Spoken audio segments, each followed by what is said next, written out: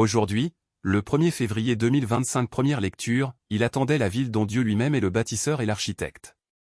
Lecture de la lettre aux Hébreux. Frères, la foi est une façon de posséder ce que l'on espère, un moyen de connaître des réalités qu'on ne voit pas.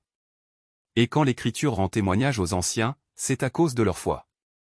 Grâce à la foi, Abraham obéit à l'appel de Dieu, il partit vers un pays qu'il devait recevoir en héritage, et il partit sans savoir où il allait. Grâce à la foi, il vint séjourner en immigré dans la terre promise, comme en terre étrangère, il vivait sous la tente, ainsi qu'Isaac et Jacob, héritiers de la même promesse, car il attendait la ville qui aurait de vraies fondations, la ville dont Dieu lui-même est le bâtisseur et l'architecte. Grâce à la foi, Sarah, elle aussi, malgré son âge, fut rendue capable d'être à l'origine d'une descendance parce qu'elle pensait que Dieu est fidèle à ses promesses. C'est pourquoi, d'un seul homme, déjà marqué par la mort, a pu naître une descendance aussi nombreuse que les étoiles du ciel et que le sable au bord de la mer, une multitude innombrable. C'est dans la foi, sans avoir connu la réalisation des promesses, qu'ils sont tous morts, mais ils l'avaient vu et salué de loin, affirmant que, sur la terre, ils étaient des étrangers et des voyageurs. Or, parler ainsi, c'est montrer clairement qu'on est à la recherche d'une patrie.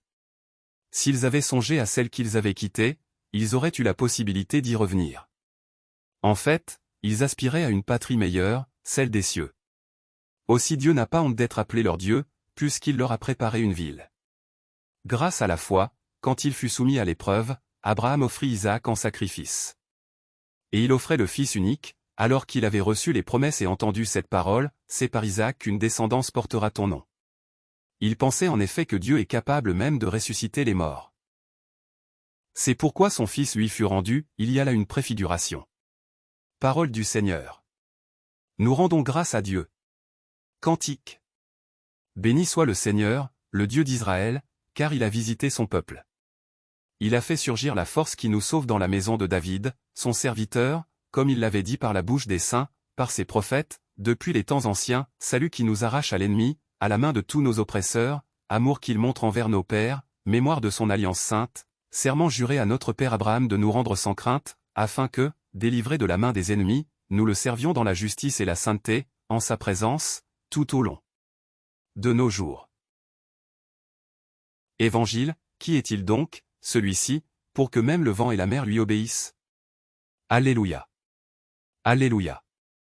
Dieu a tellement aimé le monde qu'il a donné son Fils unique, afin que ceux qui croient en lui aient la vie éternelle. Alléluia. Évangile de Jésus-Christ selon saint Marc. Ce jour-là, le soir venu, Jésus dit à ses disciples, passons sur l'autre rive. Quittant la foule, ils emmenèrent Jésus, comme il était, dans la barque, et d'autres barques l'accompagnaient.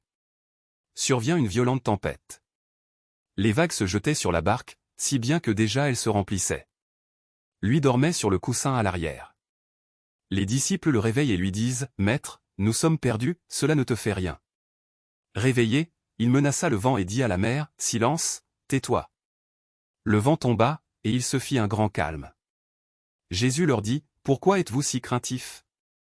N'avez-vous pas encore la foi? » Saisis d'une grande crainte, ils se disaient entre eux, « Qui est-il donc, celui-ci, pour que même le vent et la mer lui obéissent? » Acclamons la parole de Dieu.